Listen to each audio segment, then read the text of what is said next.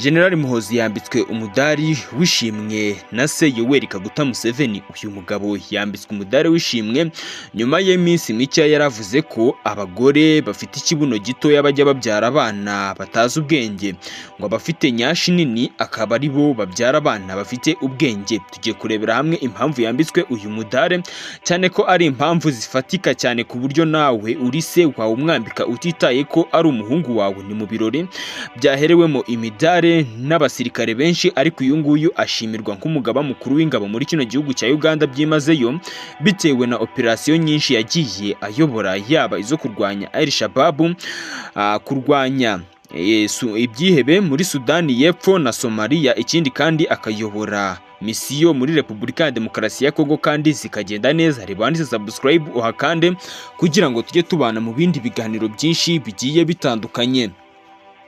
General Muhoozi rero yambitswe umudari w'ishimwe na se Perezida Yoweri Kaguta Museveni, yambitse umudari w'ishimwe umuhungu we akaba n'umugaba mukuru w'ingabo za Uganda General Muhoozi Kainerugaba. Ni umudari General Muhoozi yambitswe kubera kuyobora ibikorwa byo kurwanya umutwe w'iterabwoba wa Al-Shabaab no kuyobora misiyo muri Repubulika ya Demokarasi ya Kongo, Sudani y'Epfo na Somalia.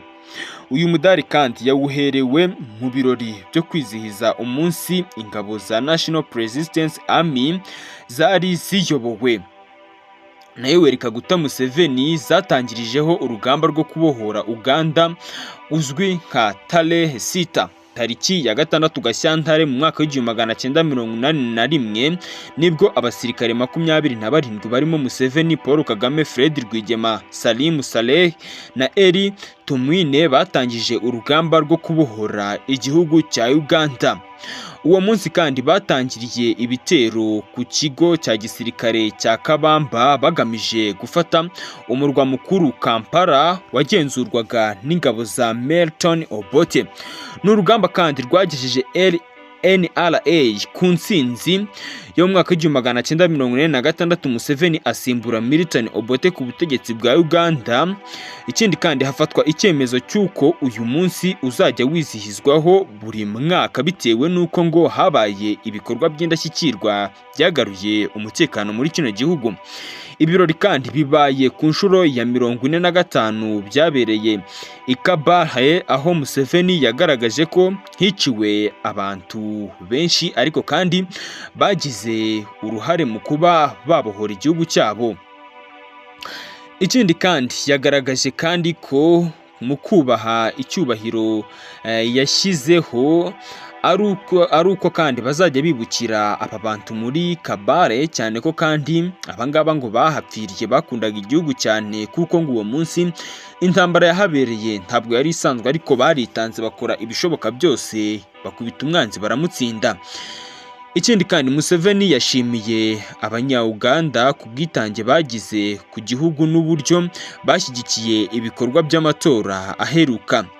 Yerekanye ko Kabale ari agace k'ingenzi cyane, ikindi kandi gakungahaye ku mutungo kamere, ubuhinzi n'ubukerarugendo. Yemeza ko mu gihe byacungwa neza bizifashishwa mu guteza imbere inganda, serivisi n'ubuzima bwiza kuri bose.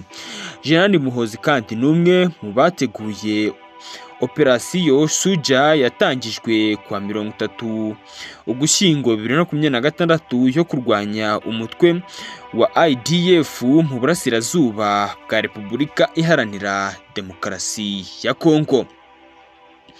Yanashimiwe kandi uruhare yagize mu kuyobora ibikorwa bigamije kurwanya Al-Shabaab, kurwanya ibikorwa by'iterabwoba mu bice bitandukanye birimo Kongo, Somalia, Sudani y'Epfo ndetse n'ibindi bihugu bitandukanye yagiye ayoboramo ingamba. Uganda kandi ibiro bya perezida byihakanye gushyiraho by'umwihariko ishyirwaho ry'umuyobozi mushya wa Uganda wa Airlines. Ibingibi byashyizamuye umwuka mubi kuko bari kuvuga ko uyu nguyu kandi nawe yashyizweho ari uwo mu muryango wa Yoweri Kaguta Museveni. Mu minsi ishize Perezida Yoweri Kaguta Museveni yafashe icyemezo cyo kweguza umuyobozi mukuru wa Uganda Airlines Jennifer Bamutuluki nyuma y'igihe kirekire avugwaho imiyoborere mibi ishyira iyi sosiyete mu bihombo. Ibiro by'umukuru w'igihugu byatangaje ko bitari muri gahunda zo guha izindi nshingano undi muntu, ahubwo kuba bari bagamije kuba bakora ibiteza igihugu cyabo imbere. Ibiro by'umukuru w'igihugu byatangaje ko bitari muri gahunda zo guhereza undi muntu nyine nk'uko babivuze izi nshingano, ni nyuma y'uko hari inama ikomeye yabereye Entebbe ku wa 4 Gashyantare 2026 ihuza Museveni na Grima Wake yigeze kuyobora sosiyete. Uyu nguyu Grima Wake yigeze kuyobora sosiyete y'indege ya Ethiopian Airlines, bituma benshi bemeza ko ari we ugiye guhabwa izi nshingano. Urujijo rwaje nyuma y'uko umunyamabanga wa leta ushinzwe urubyiruko n'abana Balama Balungahala yanyushije ku rukuta rwa X ubutumwa bushimira uyu mugaba mu gushinga by'umwihariko General Muhoozi Kainerugaba kubw'Imana iyi ngo yatanze uwa abashije kuba ngo yatsindira kuyobora iyi airlines neza, kandi ko bizeye ko azayishyira ku murongo. Umuyobozi ushinzwe itangazamakuru mu biro bya Perezida Sandar Wasulusimbi yahise anyomoza aya makuru avuga ko ibi ngibi ari ibihuha. Wasulumiri yagize ati ntabwo Perezida yashyizeho umuntu uwo ari we wese ku mwanya w'umuyobozi wa Uganda Airlines. Turasaba abaturage kwirengagiza ubutumwa bwose ku mbuga nkoranyambaga buvuga by'umwihariko ibinyuranye n'ibi ngibi. Uyu mugaba w'imyaka 82 yavuzweho guhabwa ubuyobozi na Museveni, afite ubunararibonye muri uru rwego kuko yayoboye imyaka itari mike ya sosiyete ya Ethiopian Airlines iri mu zikomeye ku isi.